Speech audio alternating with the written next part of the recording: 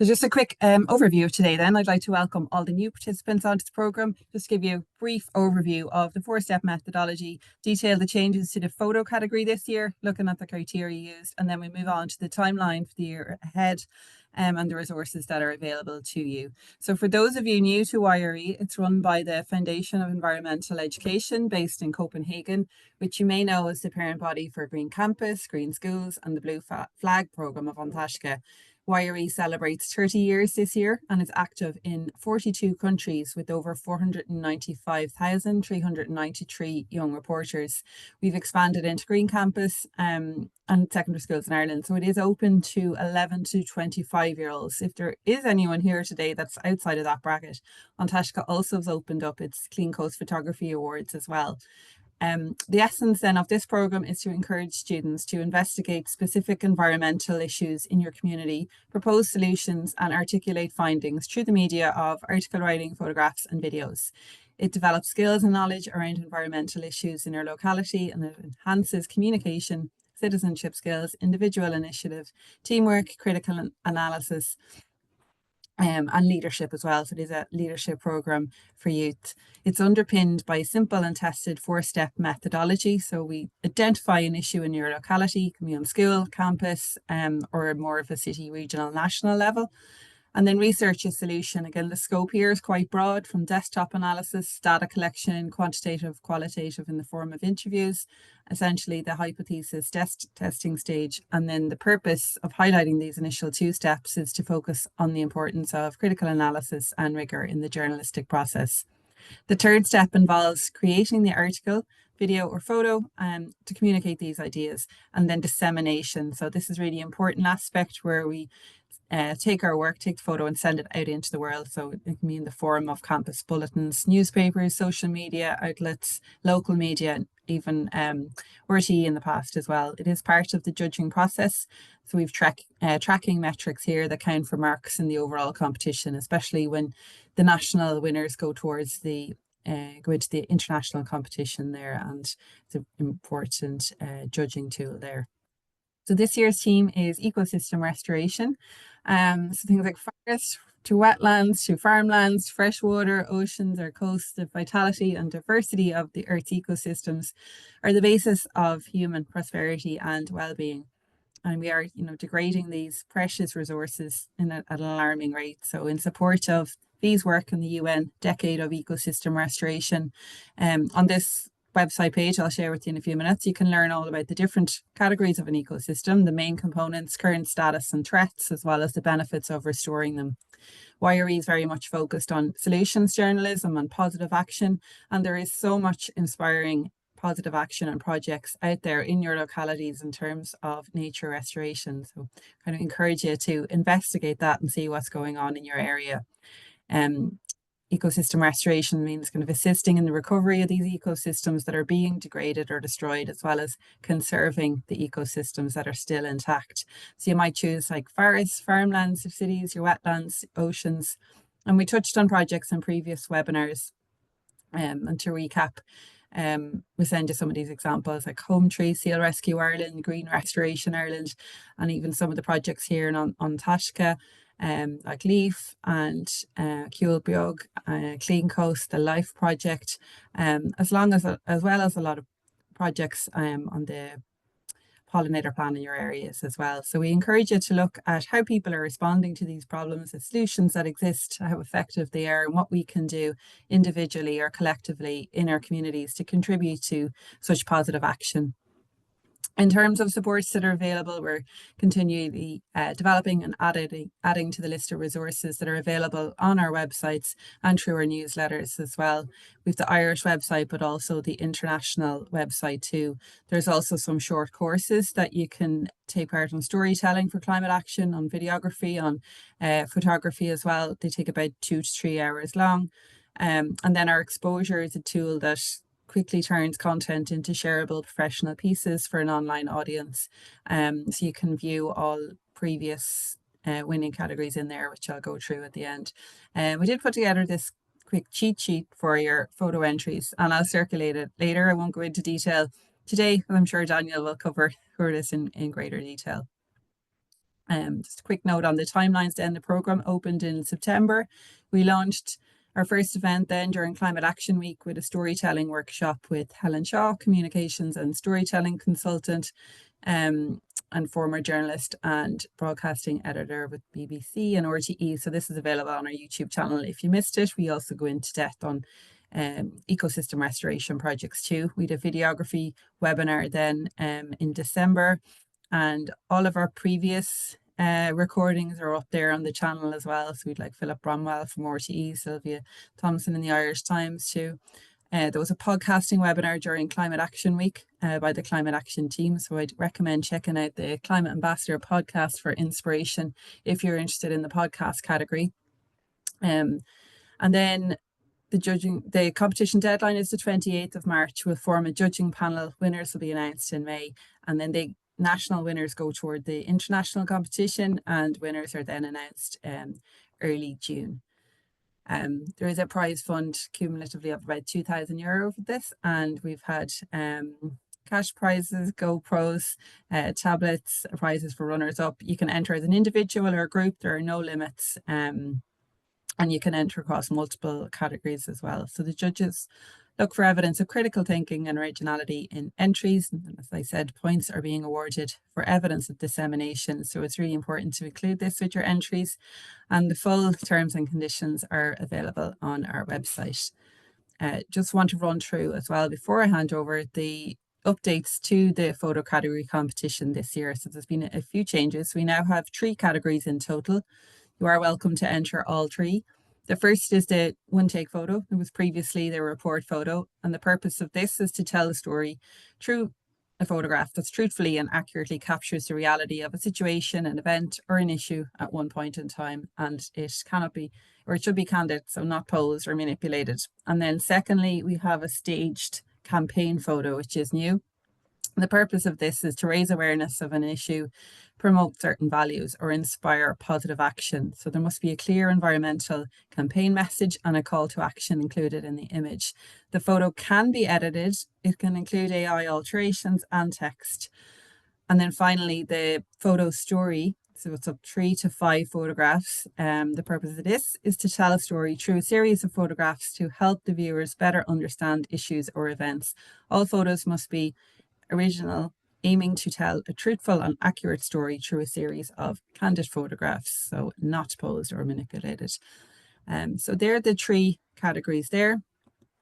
I won't go into each of these in details. We want to get into the main event, but I will be sharing these slides with you after, and it will give you some direction in terms of the format and the structure, the title, your captions as well, and just some hints and tips there for each of the kind of judging criteria that we're looking for. And finally, I just want to show you as well some examples from previous years. So last year, these were the international winners. The first one being the photo report, the one-shot photo. This winning entry illustrates the theme of adaptability. The image of this kind of makeshift pond made of concrete jungle highlights nature's ability to thrive in difficult environments. And then I'll just show you one from the photo campaign here. This young reporter shares an explanation of their entry above, depicting the huge water footprint that's attributed to the clothes you wear, and certainly makes a profound visual impact to rethink our consumption habits. Advise everyone to go on to the YRE exposure site. We've Ireland and the international site as well to look at international entries, and we'll give you loads of inspiration there, and you can categorize it across the different age groups. So they're from 11 to 14, 15 to 18, and then 18 to 25 age range. So I will leave it at that. I'm happy to have a chat or a follow-up call, but anyone, if they've any questions about this year's competition or you need any help, but I am really looking forward to hearing from Daniel Fildes now, and I will hand over to you. Thank you so much, Daniel. Thank you very much, Claire. Very happy to be here, and hopefully I can give a bit of inspiration or some tips or advice for any up-and-coming photographers as well. Right, I'm going to try and share my screen now. So I'll just get you to let me know if everything is okay and sharing correctly. Lovely. We can see that, yeah. Grant. Okay, so my name is Daniel Files, and I am a wildlife conservation photographer. So I have a background in freshwater and marine biology, and I try to use my passion for nature and the outdoors, my degree in marine biology, and my photography to tie everything together and try and do as much wildlife conservation photography to spread awareness and I suppose do what I can do my little bit for the environment as well. So I'm just going to see if I can go to the next slide. Now that should be coming up. Um, okay, right. If there's any issues, I might get you, Claire, to just let me know if it's not sharing or changing screen. It should be a Fox at the moment. Yep. Okay, perfect. Right, so this is just my little kind of insight into the impact of photography. So photography presents us with a fleeting glimpse into a world that, although is often nearby, is rarely seen up close. So although everyone kind of might have those little moments where you'll encounter nature and wildlife, photography allows you to capture that little fraction of a second moment that otherwise nobody else is going to see. So with the use of photography, you can really freeze a moment and use it for the better to either share a story or, I suppose, work towards a better cause. So that is my little insight into photography. So I'll just give you a little bit of background information. I've always had a love for nature, the outdoors, wildlife, whether that is snorkeling on the west coast of Ireland, going for walks on my granddad's farm with him, and kind of having him pass down information as a child to me.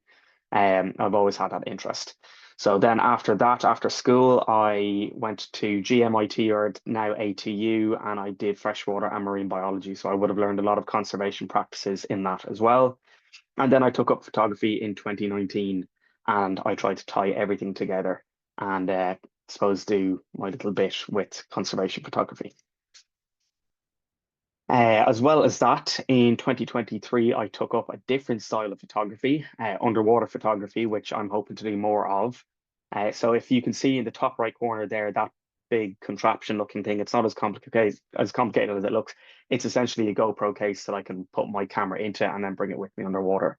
So this photo is of a spiny spider crab. I took this down in Wexford in 2023 and I entered this into the largest photography competition in the world, Wildlife Photographer of the Year. So this was the first day I tested out my camera, and this photo managed to earn me a place in the final round of Wildlife Photographer of the Year. And since making this presentation, I've actually found out that this year 8 of my photos have made it into the final round. So hopefully I get a little bit luckier this year. So first steps to becoming a wildlife photographer. These are the 2 steps or 2 tips that I will give absolutely everyone. Whether you're using a phone or a camera, the first thing to do is learn how to use it. So what I did was I got a cheap Nikon camera. I got a Nikon D5600, just like the one on the screen there. And I used YouTube to learn everything I could about it to the point that I could almost use it blindfolded. So, and I'm not sponsored by these. MPB.com are a used camera website where you can buy used camera gear ranging from cheap camera of €100 or €200 all the way up to cinema cameras, which are tens of thousands. So basically, priority number one, get a camera and learn how to use it. National Geographic and websites like that are brilliant for inspiration as well. So the first thing to do is basically get a camera and learn how to use it. The second priority is to learn as much as you can about what you're going to be photographing. So this cuckoo here on the right, I shot this photo down in Connemara in 2021. Before I even went looking for them, the first thing I wanted to do was find out what time of day they were out, what calls to look out for, what their flight patterns look for. So basically, whatever you're photographing, if you want to photograph an owl, you're not going to go out at 2 o'clock in the middle of the day. So basically, research your target subjects, where they are, what they sound like, what they look like, times of day, everything like that. And that's pretty much it. Learn how to use a camera and learn about your subject while also keeping your distance and giving them the respect they deserve. So before I go on, just a couple of wildlife conservation tips. Uh, Sorry, something blocking that there. So number one, don't interfere with nature and wildlife unless humans are affecting the situation.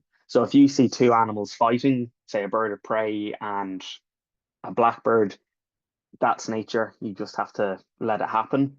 But if you see something like a bird tangled in fishing line, that's a different situation where maybe you should call somebody to help it out. Aside from that, capture real moments. I try my best not to use any kind of editing tools to remove anything. I won't use AI per se.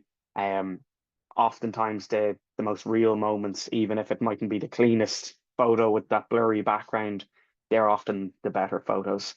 So capture real moments and avoid using bait. Now that said, there's nothing wrong with a bird feeder or putting seed on the ground for birds, but as best you can avoid using bait. And then tying into my priority number two in the last slide, learn about the environment you're situated in and how to blend in with it. So if you're going for a walk out in the forest, you're not going to be wearing blue and red and bright orange. Visual storytelling and techniques. So I like to describe photos as kind of like a song in that they should have, or you aim to have, a hook. So photos are excellent at grabbing the attention of your target audience. So you want your photo to stand out the minute you look at it. Sometimes you'll have a photo that you'll have to look at it twice to really see the meaning behind it. But oftentimes when you're trying to promote an issue or a cause, you want a photo that's going to stand out and instantly make somebody look at it and think about that photo and what the message is behind it. So in this situation here, this was down in Wexford again. This is a spiny lobster or a crayfish. They're protected here in Ireland. And this dive was basically going to look for these lobster, see how many we could find and what size they were. And what I did editing wise, and it helped with the light on my dive buddy. If you close your eyes and look at this photo, the first thing that you see is that ball of light in the middle of the screen. That is the initial draw for your viewers' attention. So that's that bright orange, yellow in the middle, that ball of light, the darkness around it, that really brings your focus onto the spiny lobster. And then you can kind of bring into it why the diver is there and what the message that you're trying to portray across. So I'll get into the editing of this in a little while as well. So probably one of the most important aspects to photography is the framing. So this is the method that I will use almost always. Most photographers will do the same, and it's very simple. It's called the rule of thirds. So if you can imagine three boxes up and three boxes across in your viewfinder, that golden square in the middle, the corners of that are what you want to position your kind of your key focus point. So in this situation, I had a fox stalking a pheasant, and I have both of them in the bottom squares or the bottom corners of that middle square. So I could have put them into the top corners, but I thought the lighting on the back hedge behind it was kind of nice and colorful and golden, so I left that in. But that's essentially your framing technique. It's very simple. Picture that square in the middle of your screen, and that's what you want to work around. So this example here, this is another spiny spider crab, and I'll use this as an example because you can really see it's pretty much on that corner. But the top left of that middle square is centered pretty much bang on with one of the spider crab's eyes. So for whatever reason, when somebody looks at a photo, that square in the middle, that is where your eyes are drawn to naturally. So almost always I will try and have an eye or whatever the most colorful, bright part of the subject that I'm taking a photo of. And this is the same for landscape photos. If you're taking a photo of a woodland or a bog and there's something you want to highlight, that middle square again, that's where you want to have your focus point. So in this situation, I had the eye of the spider crab. Now, there are exceptions to this, and that is if you have something looking at you and making direct eye contact. So this fox here, he was in the middle of a barley field in a track left by a tractor. He came all the way up from about 200 meters away.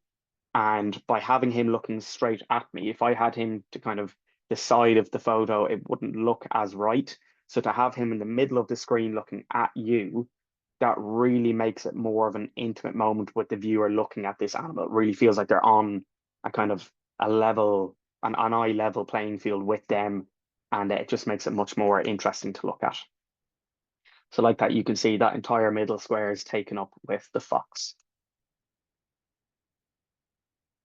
Now, similar to that as well, So this is a long-tailed macaque. This was in Kuala Lumpur in Malaysia. And you can see I have this to the side. So even though it looks like this macaque is making direct eye contact with me, he's actually looking above me. So what I wanted to do there was I wanted to highlight the steps of this cave temple going down behind the macaque, and then it left room for kind of negative blank space on the right-hand side where you're drawn to the trees, the city in the background, the tourists walking up the step, while it also still focuses on the macaque. So photos like this where you have your subject to one side, that can be equally eye-catching because you're instantly drawn to the subject in focus while also having the background as well.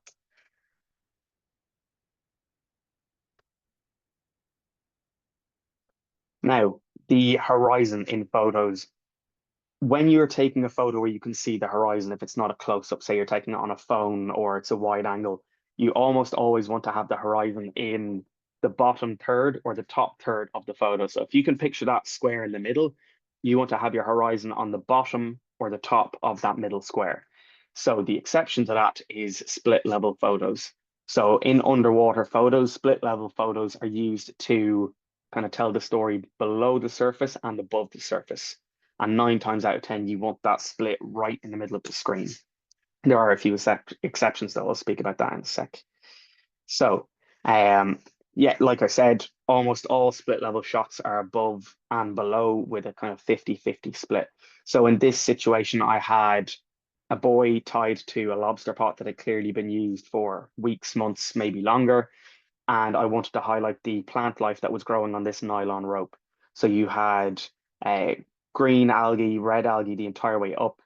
And it was only after I took this photo that I realized there was actually a shrimp that was living in the algae as well.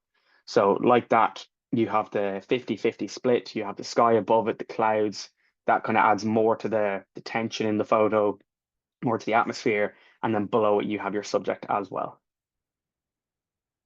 Now, the bit of an exception to that, you may want to show more above or more below that split line. So this photo I actually took last week down in Wicklow in Wild Acres Nature Reserve, and I had a raft of frog spawn and a frog sitting on it. So if you can imagine, if I had taken that exactly split in half, it would be quite hard to see more of the frog sitting in the middle of the frog spawn raft. So what I did was I slightly raised the camera and I brought the horizon slightly down on the water line so that you can still see the frog spawn while also seeing the sheer amount of frog spawn from above, while also having the frog sitting in the middle. Now, similar to that, I wanted to show more of the underneath of this. So this is a river in Kildare. It is a very healthy, clean river. It's known for having lots of trout in it. On this situation, though, I wasn't trying to photograph trout. I was trying to photograph minnows.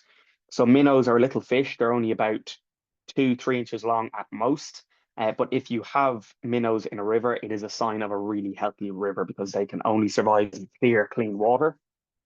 So because of how dark it was, the background, I had to alter my settings where essentially the background was going to be blurrier.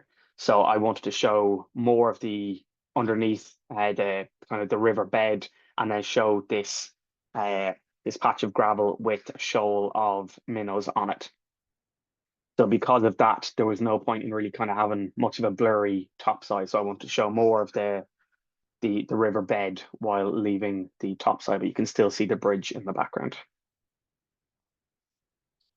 Now, this is also a bottom side underwater photo, so there's no horizon in this, but it's just basically highlighting that there can be more going on in a photo than when you first look at it. So this is a compass jellyfish. This was in Wexford again. You might start seeing a bit of a theme for Wexford and underwater photography. So this compass jellyfish I saw floating in the shallows. It was only about maybe 30-40 centimeters from the surface. But when I went up to take the photo, I noticed that there was this fish inside it. So that fish inside it's a juvenile pollock. It was only about 3 inches long. And when I initially approached it, I thought that the fish was dead and the jellyfish was actually preying on the pollock. But what actually happened was when I got right up close to it, the pollock left the bell of the jellyfish, came right up to the dome of my dive housing, and then went back in.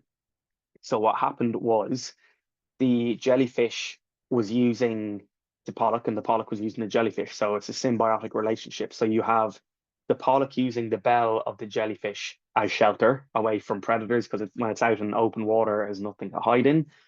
So it's using the bell of the jellyfish to hide in and the stingers to keep predators away. And in return, the pollock feeds on the parasites that you can see there on the tentacles of this jellyfish. So just kind of to highlight that there are kind of little behind the scenes situations, and it's one of those that you can take a photo and at first glance it might be a bit plain or simple or boring, but there's actually a much more detailed, intricate relationship behind it. So again, this situation with the spiny spider crab, this was completely covered in red algae. So basically, I went down looking for a different species. I was looking for a species of cat shark. And then in this bed, I almost missed it, was this spider crab. So you can see it really blends into the red algae behind the kelp and the different seaweeds around it. And you can see this is probably quite an old spider crab from the amount of growth on it because algae does not grow very quickly. So this was a really interesting find to see. Now for editing. This looks a bit complicated. I promise you it's not. So any photos that I take, I edit them on Lightroom Classic. So for most people, you're probably more familiar with Instagram and maybe your Photos app on your phone. And it's the exact same thing. So you have your highlights, your shadows, your whites, blacks, contrast, and how saturated you want your colors. The benefit to Lightroom is that you can highlight certain things, edit that, and then edit something later. So when you take a photo through a camera, some of you might notice, but it rarely comes out how it looked for you in person. So for me in my camera, it comes out kind of not exactly black and white, but not very vibrant. So what I'll do is I will edit the photo back up to how it looked for me there in person. So for this situation, I would have highlighted the jellyfish, edited the jellyfish to how I liked it, and then gone and edited the background and the lighting as well. So it's a really useful tool to if you take a photo and it's quite harsh light and the shadows are a bit dark, you can bring up the shadows or the highlights or bring down the highlights, etc. So yeah, the best advice I can give for this is YouTube. It looks really complicated. There are hundreds of videos on YouTube on how to use Lightroom, even for individual settings. If you're struggling with something, YouTube will show you how to do it. So the power of photography, and kind of similar to what I said earlier on, photography freezes a single moment that gives the viewer a glimpse into an often unseen world. These skills can be applied for use in conservation efforts too. So that's just two photos of, or it's a photo of two Atlantic puffins down in Wexford. So this was taken using a long 500 mm lens, which I know a lot of people won't have, but I'm going to kind of give it as an example anyway. So by using a telephoto lens, or say when you zoom in on a digital camera as well, it allows you to essentially get close to the animal without actually disturbing the animal. So even though this photo looks like I'm right up beside it, this puffin was about 10 meters away from me. So you can still highlight and showcase what you want to photograph. In this example, it's a beak full of sand eels that these puffins feed on, and it left me at a distance where I wasn't disturbing the puffin. In contrast to that, though, you can use wide angle lenses to get more of the surroundings in. So as impressive as a photo might be of a close up, these photos equally pack a punch. So in this situation, I had a 24 mm f9 lens, and basically that means the depth of field, I wanted to include the background. I didn't want to blur it out. I really wanted to show all of the flowers, the clover, everything around the puffin, while also showing the background, the rocks, the blue water around Great Salty, the island. So these images you can take on your phone. Your phone has the same lens, it's usually 24 mm, and these can really highlight the surroundings as well. So as important as wildlife can be, it's equally important to showcase their habitats, their surroundings, and kind of really showing people why it's important to look after these animals. So lighting, I'm going to talk about lighting and then the three settings of your camera with this.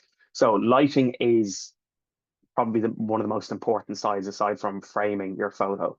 So this was taken on a cloudy day and it's soft light. So there's no harsh shadows where if you had it lighting up from the back, which I'll show an example in a moment, the front of it would be quite dark. So this was taken on a cloudy day where it looks like the light is coming from all angles. So with this photo, you have three settings. You have your shutter speed, which is how blurry or sharp you want your image. The higher the shutter speed, the darker the image gets. So if you had, say, a bird in flight, that click when you take your picture, that is the shutter opening and closing. So that's your shutter speed. The higher the shutter speed, the more frozen the image is, but it's also dark because it's not open as long to let light in. So this one here, I think I took at about 1/500th of a second. I took it at that speed because I knew, although this deer, this stag was moving, it wasn't too fast to the point that I'd miss it. So if I was to take this at 1/2000th of a second, yes, it would still be crystal clear and sharp, but it would be much darker. So for bird photography, you'll have a higher shutter speed than if you're taking photos of deer because they're larger and slower moving. As well as that, you have your f-stop or your aperture, like I said in the last image with the puffin. So the difference between this photo and the last one, this one has a really buttery background, really smooth. There's nothing in the background you can see. So that brings all of the viewer's attention right to the stag, which is what I want them to look at. Now, on top of that, I'll bring in the last setting of the camera. So you have your shutter speed, your f-stop, and now you have your ISO as well. So this is what I was talking about with your backlighting, your harsh light. So there was no clouds this morning. This was taken in Dublin at sunrise. So this harbour seal, it's one of the two species of seals we have here, harbour and grey seals. The harbour are smaller and they look, I suppose, a bit cuter. They look more like dogs. And basically with that harsh backlight, you have to take into account how dark the shadows are going to be. So that's where Lightroom comes in. You can put your photo into Lightroom and then you can bring up your shadows and you can bring down your lights as well. So if you just put the photo as it was, not necessarily, but you have a higher chance of kind of having darker shadows and blown highlights where basically it looks white and you can't kind of get any detail from it. So ISO is essentially your brightness in your camera. So for this situation, I would have had, I think this was at about 1/1000th of a second with a shutter speed. That was to freeze everything while also trapping light. So I didn't let in too much light because of how harsh it was. Then I had, again, a buttery smooth background. But what I did was to bring up the shadows, you increase your ISO. So I think this had an ISO of about 800. So your most cameras will go for about 100 all the way up to 30,000. The higher your ISO is, the noisier and grainier your image is. So it's about balancing those three, your shutter speed, your f-stop, and your ISO. That's what I said earlier on about getting to learn your camera. There's YouTube videos for this, but basically learn how to balance three. If you affect one, you affect the other. So if you increase your shutter speed, you'll need to increase your brightness or your ISO. And then if it's too dark, you can reduce your aperture, your f-stop, and basically balance it out. So in contrast to harsh light, you have side lighting. So this is cloudless evening and it's soft light. So this is coming into golden hour, which is the ideal time to photograph, where basically you have light coming in at the side. It really lights up the fox here and the shadows aren't too dark either. So it's a nice kind of mix of everything. So you have nice, warm, soft light while still having the brightness to take the photo and not have any kind of dark shadows on the other side of the fox. And then that brings you into golden hour. So golden hour, it's a very, very short, small time frame of light where you have the space of probably 30 to 45 minutes where the sun is setting. So you have no clouds, or you can have clouds, but if you have no clouds, you don't have to worry about harsh lights. So you have that lovely golden orange lighting. It's really soft, no harsh shadows. It seems to come from everywhere. Everything is lit up. But then the longer you get into golden hour, then the faster the sun sets and it gets darker and so on and so on. So this situation here, you had three Atlantic puffins on the edge of a cliff again on Great Salty, down off the coast of Wexford, and then I was just positioned right for golden hour as well. Now, to improve my chances, and I recommend doing something like this to anyone, I use a hide in situations where I want to get close to animals without disturbing them. So this woodpecker here, this is a male great spotted woodpecker. It's the woodpecker species we have in Ireland. They did go extinct in Ireland and they've made their resurgence since the early 2000s. So as far as I know now, there has been a sighting of a woodpecker in every county. Some of them have more than others. Wicklow has a massive population of them. Meath, they're slowly coming back, but this is in Dunsany Nature Reserve in County Meath. So to take this photo, I was in that photography hide in the top left corner, where basically it's like a camouflage tent. So you sit into it, you put your camera on a tripod. So that means your camera isn't moving in the window. It's not scaring anything. It's not disturbing anything. And then the animals and the wildlife can act freely around you. They're not afraid of you. They're not watching you. They can just behave like natural. So this situation here, I had a male woodpecker and he was looking for grubs to feed his chick. So by using a hide, or you can even use camo, you can use a camo face net or a ghillie suit, anything like that, just lets you get closer to animals without disturbing them so they can act naturally. And then on the same day, I took this photo. So this is a male great spotted woodpecker, again, feeding his chick. So important to highlight, if you are taking photos of a nest, you do need a license because otherwise you can be deemed as disturbing these. So I got the license through the National Parks and Wildlife Services. And this again was taken from a hide, and this photo took 3 weeks to get. So that was middle of summer, a lot of 5 a.m. starts for sunrise. And then after 3 weeks, I managed to get this photo of this woodpecker feeding his chick. So just to highlight the importance of licenses if you are photographing nesting birds. Now, kind of my last section here is captions. So captions are really, really important. Your photo is your first port of call. That's what really brings the attention of the viewer in. And then your captions are what gets the message across. So in this situation, I had another woodpecker, except this time, in contrast to the last photo, it wasn't nesting in a tree, it was nesting in a telegraph pole down in County Offaly. So the real question I wanted to ask was, why did this woodpecker have to dig through creosote, really highly toxic, to dig through creosote into a telegraph pole? So basically what I want the audience to wonder is, have we got an issue with native woodland in Ireland to the point that this woodpecker would rather choose a creosote covered telegraph pole than one of the trees nearby? So by using an image like this, where you can clearly see it's a telegraph pole, you have the metal coming out the back of it and the cable, that is what draws the attention in. And then you can put forward the question as to why did this woodpecker feel like it had to nest in this. Another issue that I am finding increasingly common is litter in the environment. So this photo was of a heron fishing at the edge of a harbour, and I wanted to try and catch the heron catching a fish, but I wanted to leave this in to kind of highlight how important and how common this is. So you can see the crisp packet in the background and what looks like a red tag there as well. And unfortunately, I have yet to go to an environment where I haven't found some form of litter or rubbish or plastic.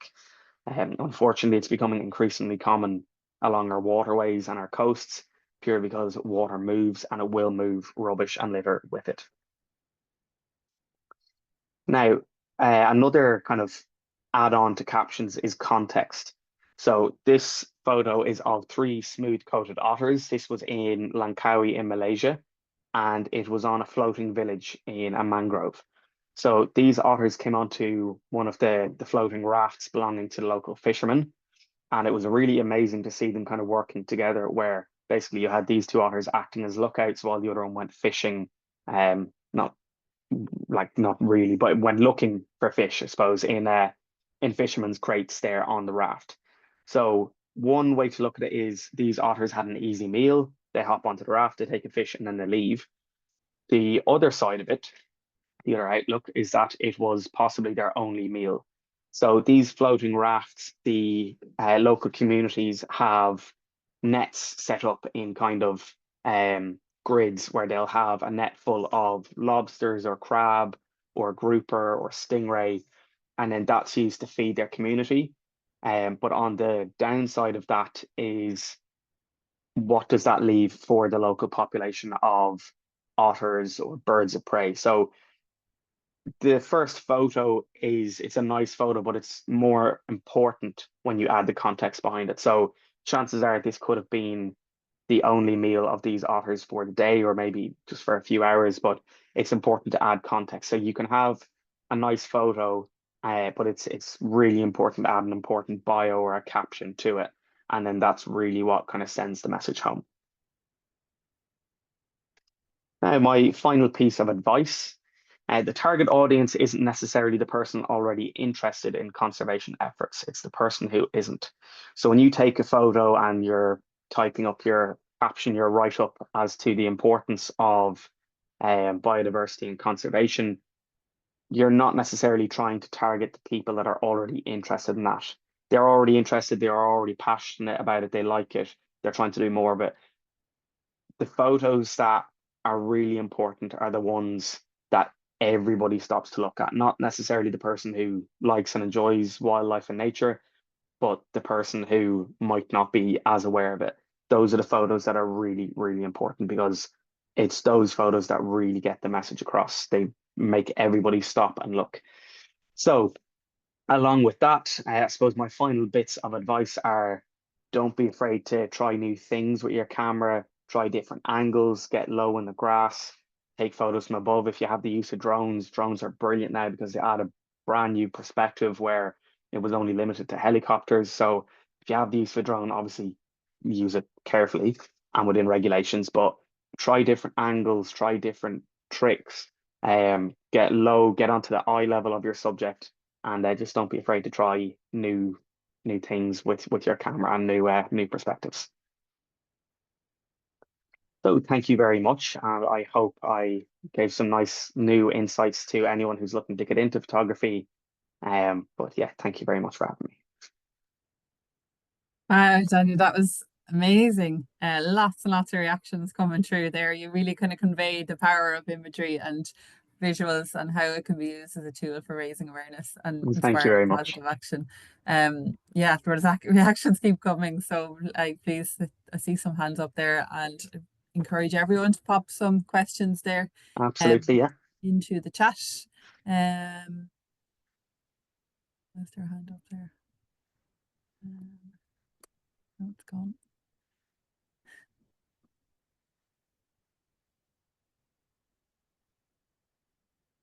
I suppose maybe for those who are like looking for some inspiration, what would be an easy starting point for what type of things could they be looking at for ideas for?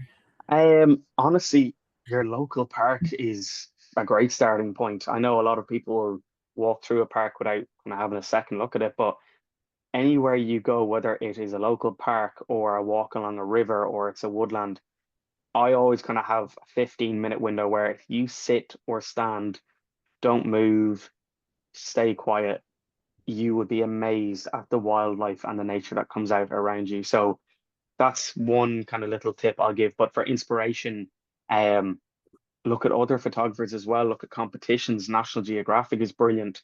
Wildlife Photographer of the Year, Underwater Photographer of the Year. There's so many different kind of views that you can't come up with them all by yourself. So by looking at other photographers, the Irish Wildlife Trust are really good. They share other photographers' work. Look at them, look at kind of different aspects, different views that a lot of people won't have thought of. So by kind of photographers are great. You can message them and ask for advice as well. Um, if you like, National Geographic is brilliant, but it's also spectacular photos that will take years to master. But by looking at different conservation groups, you can really kind of get a feel for maybe a style that you like. Maybe it's wide angle if you haven't got a telephoto lens. For a while there, I was specifically trying to get photos with a wide angle. So yeah, by looking at other photographers as well, it's great for inspiration and for different ideas. Thanks. I was actually going to ask you that next. Yeah, like where you'd recommend and who would inspire you. So that's brilliant. There's one question there. Do you use your phone for photography or just a camera? So have you taken any of those with your? Not those ones. Those ones would have been my camera, but I have used the phone in the past. And honestly, if and I'll actually do this deliberately. If I go out and say I have a day in the forest where I see nothing, I know exactly what will happen. I put my camera into the bag, and within about 10 minutes, something appears. So basically, what I'm saying is a lot of the times where you will have an opportunity to take a photo, you won't have your camera. That's where your phone comes in. So all of those tips with, say, composition and framing, you can do the exact same thing on your phone. And the cameras on phones now are brilliant. They are some of the new ones. I think the iPhone 15 and up, the iPhone 15 and 16, they're borderline DSLR quality. They are phenomenal. So all of those tips with framing and angles, getting onto eye level, that's one of the biggest piece of advice that I was given when I started, and I pass it on now.